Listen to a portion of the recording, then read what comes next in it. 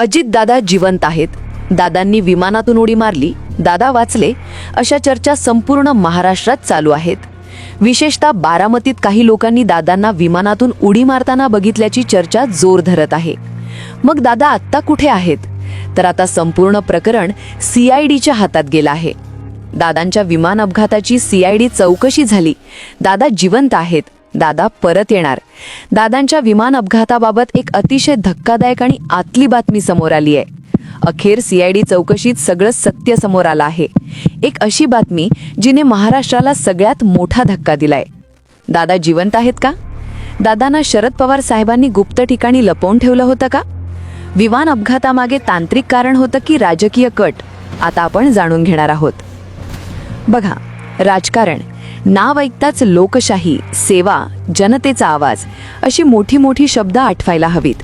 पण आजची वास्तवातली राजकारणाची ओळख मात्र वेगळीच झाली आहे. लई घाणेरडी, स्वार्थी आणि निर्दयी. इथे कुणी कुणाचं नसतं. मैत्री, नाती, विचारधारा सगळं फक्त दिखावा असतो. खरा देव इथे एकच, पैसा आणि खुर्ची. अजितदादा आणि शरद पवार दोन्ही राष्ट्रवादी विलिनीकरणाची चर्चा जोर धरत होती. जर हे दोघे एकत्र झाले असते तर राज्यात मोठा राजकीय भूकंप झाला असता. याशिवाय दादांकडे अनेक भ्रष्टाचारी नेत्यांचे पुरावे होते आणि दादा ते संपूर्ण जगासमोर आणणार होते. त्यामुळेच कदाचित त्यांच्या विमानाचा अपघात तर घडवून आणला गेला का, हाही मुख्य प्रश्न जनतेच्या मनात घर करून बसला आहे. कालपर्यंत जे एकमेकांना भाऊ, साहेब, मार्गदर्शक म्हणायचे, तेच आज एकमेकांच्या उरावर बसून राजकीय खंजीर खुपसतात. कारण विचार बदलले म्हणून नाही, जनतेसाठी काहीतरी वेगळं करायचं म्हणून नाही, तर फक्त सत्तेची खुर्ची हातातून निसटू नये म्हणून. इथे शब्दांना किंमत नाही, शपथांना अर्थ नाही. आज जे चुकीचं तेच उद्या योग्य ठरतं आणि जे आज देशद्रोह वाटतं तेच उद्या राष्ट्रहिताच्या नावाखाली मिरवतं. या खेळात सर्वात जास्त भरडला जातो तो सामान्य माणूस. तो मतदान करतो, आशा ठेवतो, विश्वास टाकतो, पण बदल्यात मिळतं काय? खोटी आश्वासनं, भावनिक भाषणं आणि निवडणूक संपताच विस्मरण. शेतकऱ्याचं दुःख, बेरोजगार तरुणांची वेदना, सामान्य माणसाचं जगणं, या सगळ्याचा वापर फक्त घोषणा आणि पोस्टरांपुरताच. सत्ता मिळताच ही दुःख पुन्हा फाईलमध्ये बंद होतात. राजकारणात आज नैतिकता ही कमकुवतपणाची खूण मानली जाते. प्रामाणिकपणा हा दोष ठरतो. जो जितका बेधडक, जितका निर्लज्ज, तितका यशस्वी नेता मानला जातो. पैसा सगळं ठरवतं. तिकीट कोणाला, पद कोणाला, न्याय कोणाला. खुर्चीसाठी पक्ष बदलणं, विचार विकणं, जनतेला फसवणं हे आता सामान्य झालंय. सगळ्यात वाईट गोष्ट म्हणजे हे सगळं पाहूनही आपण हतबल होतो. सगळेच तसे आहेत असं म्हणून गप्प बसतो. पण हीच गप्पीपणा या घाणेरड्या राजकारणाचा सर्वात मोठं बळ आहे. कारण जोपर्यंत आपण प्रश्न विचारत नाही तोपर्यंत ते बेधडकपणे आपला खेळ खेळत राहणार. राजकारण घाणेरडं झालं आहे हे सत्य आहे, पण ते स्वच्छ करायचं की नाही हा प्रश्न अजूनही आपल्या हातात आहे. अन्यथा पैसा आणि खुर्चीसाठी चाललेला हा खेळ एक दिवस आपल्यालाच पूर्णपणे उद्ध्वस्त करून टाकेल. आणि यामुळेच अजितदादांचा काटा काढण्यात आला असावा असा संशय प्रत्येकाच्या मनात आहे. 28 जानेवारीला दादांचं अपघाती निधन झालं होतं, पण सगळीकडे एकच शंका होती की हा अपघात की दुसरंच काहीतरी. काही लोक म्हणत होते दादा जिवंत आहेत, दादा शिवाजी द बॉस चित्रपटातल्या रजनीकांतसारखे परत येणार आहेत बारामतीमध्ये. उर्वरित महाराष्ट्रात आणि काही गुप्त ठिकाणी अशाही चर्चा सुरू झाल्या होत्या की दादा आता अचानक येणार आणि पत्रकार परिषद घेणार. खरं तर कालपर्यंत या प्रकरणामध्ये कुठल्याही प्रकारची स्पष्टता नव्हती. नेते वेगवेगळे दावे करत होते, पण काल अचानक CIDची चौकशी झालीय. CIDचा तपास कालपर्यंत त्या ठिकाणी सुरू होता, ज्यामध्ये एक असं धक्कादायक सत्य बाहेर आलं आहे ज्याने या प्रकरणाचं सगळं चित्रच बदलवून टाकलं आहे. कालपर्यंत वेगवेगळे नेते यावर टिप्पणी करत होते. कोणी म्हणत होता की 6 प्रवासी होते, मग 5च मृतदेह तसे सापडले, मग 6वा व्यक्ती कोण, असा दावा करणारे अमोल मिटकरी होते. तर काल अशी एक थिअरी आली होती की विमान चालकानेच एक प्रकारे स्वतःचा जीव धोक्यात घालून हा अपघात घडवला. परवा दिवशी एक वेगळीच थिअरी आली होती की विमान उडवण्यासाठीचा कट झाला होता, असंही एका मोठ्या खासदारांनी म्हटलं होतं. हे सगळं सुरू होतं, पण तेवढ्यात CIDची चौकशी झाली आणि त्या चौकशीमध्ये एक अशी धक्कादायक गोष्ट समोर आली आहे ज्यामुळे आता लोकांना खरंच वाटू लागलं आहे की आता खरंच दादा येणार आहेत. काही दिवसांपूर्वी एक तारीख देखील सांगितली गेली होती. ती तारीख होती 9 तारीख. 9 तारीख म्हणजे आज 9 फेब्रुवारी. मग खरंच आज काहीतरी होणार आहे का? सगळ्या लोक आता वाट पाहू लागले आहेत, कारण सीआयडी हे असं पथक असतं ज्यांच्याकडून होणारी तपासणी अतिशय योग्य आणि सखोल असते. काही दिवसांपूर्वी स्वतः मुख्यमंत्र्यांनी सीआयडी चौकशीचे आदेश दिले होते आणि अखेर सीआयडीनं सगळं सत्य शोधून बाहेर काढलं आहे. तब्बल 20 तज्ज्ञांची जबरदस्त चौकशी मुंबईत मंत्रालयात झालेली आहे आणि त्यानंतर सगळं सत्य बाहेर आलं आहे.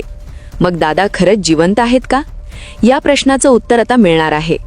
दादा खरंच येणार आहेत का? आज दादांचं आगमन होणार आहे का? आता सगळ्या लोकांचे डोळे लागलेले आहेत.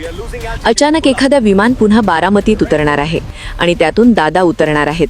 दादा त्यांच्यासोबत ती फाईल घेऊन येतील आणि पत्रकार परिषदेत सगळं सत्य सांगतील. अशा प्रकारची चर्चा आता अतिशय जोरात सुरू झाली आहे.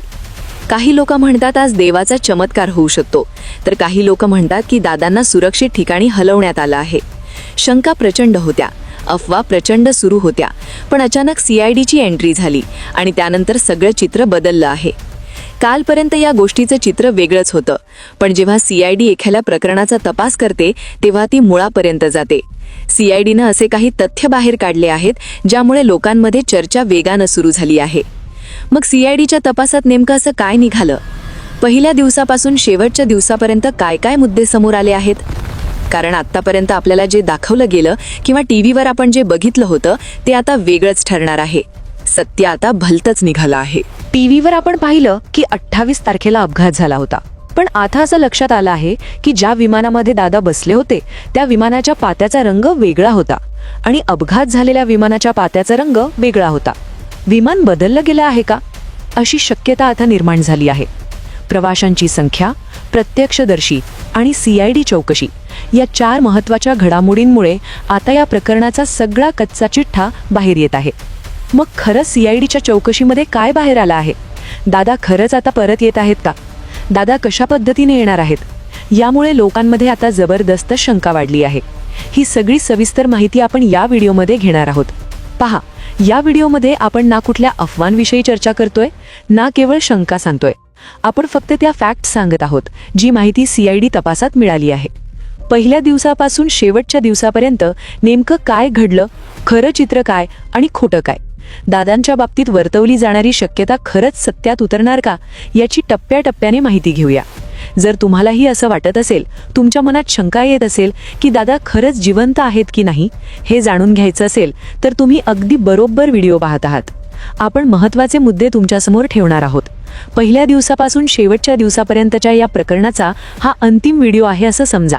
यानंतर तुम्हाला दुसरा कुठलाही व्हिडिओ पाहायची गरज उरणार नाही, कारण यामध्ये तुम्हाला जे काही सांगितलं जाईल ते अतिशय सविस्तर आणि पद्धतशीरपणे सांगितलं जाणार आहे. म्हणून व्हिडिओ लक्षपूर्वक पहा. सध्या संपूर्ण महाराष्ट्राच्या कानाकोपऱ्यात एकाच विषयाची चर्चा वाऱ्यासारखी पसरत आहे. प्रत्येकाच्या मनात आणि ओठांवर केवळ एकच प्रश्न रुंजी घालत आहे. तो म्हणजे, लोकप्रिय लोकनेते खरोखरच आपल्याला सोडून गेले आहेत का?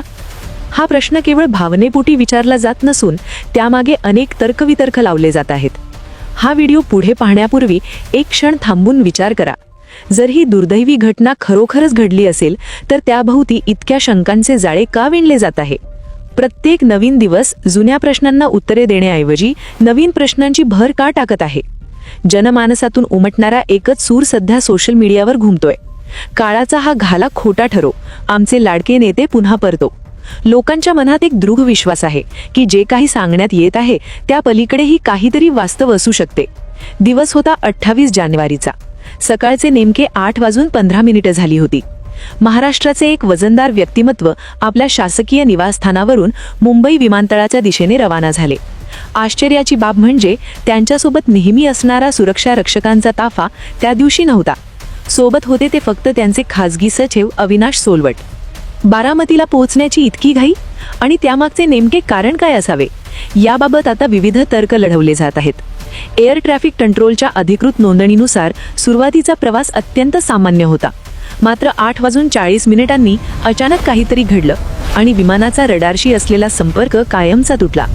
पुणे जिल्ह्याच्या हद्दीत प्रवेश करताना तांत्रिक संवाद थांबला होता. पण अधिक धक्कादायक माहिती अशी समोर येत आहे की रडारवरून गायब झाल्यानंतरही ते विमान पुढील 5 मिनिटे हवेतच असल्याचा संशय व्यक्त केला जात आहे. या 5 मिनिटांच्या कालावधीत विमानामध्ये काही तांत्रिक बिघाड झाला होता का, की अन्य काही विपरीत घडलं? विमानाच्या सुरक्षिततेबाबत प्रश्नचिन्ह उपस्थित होत असतानाच प्रवाशांच्या यादीवर नजर टाकली तर तिथे 6 जणांची नावे होती. पण प्राप्त माहितीनुसार घटनास्थळी केवळ 5 जणांचे अवशेष आढळले. मग तो 6वा प्रवासी कुठे अदृश्य झाला, की तो प्रवास सुरू होण्यापूर्वीच त्यातून बाहेर पडला होता?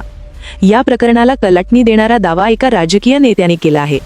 त्यांच्या म्हणण्यानुसार विमान जमिनीवर कोसळण्यापूर्वी त्यातून एका व्यक्तीने उडी मारण्याचा प्रयत्न केल्याचे काही स्थानिकांनी पाहिले आहे. जर हे विधान सत्य असेल तर ती व्यक्ती नक्की कोण होती? त्या व्यक्तीचा जीव वाचला असेल का? आणि सर्वात महत्त्वाचे म्हणजे ती व्यक्ती खुद्द तेच लोकनेते असू शकतात का? या प्रश्नांनी महाराष्ट्रात संभ्रमाचे वातावरण तयार केले आहे. त्यासोबतच काही तांत्रिक विसंगतीही समोर आले आहेत, जसे की विमानाच्या पात्यांचा रंग आणि मृतांची ओळख पटवण्यासाठी DNA चाचणी का टाळली गेली. संजय राऊत यांच्या विधानांनी तर या शंकांच्या आधेक तेल ओतण्याचे काम केले आहे. कोणताही तपास हा पुराव्यांच्या आधारावर चालतो. जेव्हा हे विमान मुंबईहून झेपावले तेव्हा त्याच्या पात्यांचा रंग हिरवा असल्याचे बोलले जाते. मात्र बारामतीच्या शेतात जे अवशेषांचे फोटो समोर आले तिथे त्या पात्यांचा रंग लाल दिसून येत आहे. तपास यंत्रणा या दिशेने विचार करीत आहे की हवेत उडताना एखाद्या विमानाचा रंग बदलणे विज्ञानाच्या चौकटीत बसत नाही. मग याचा अर्थ असा निघतो का की प्रवासासाठी वापरलेले विमान आणि घटनास्थळी आढळलेले अवशेष यांचा काहीच संबंध नाही?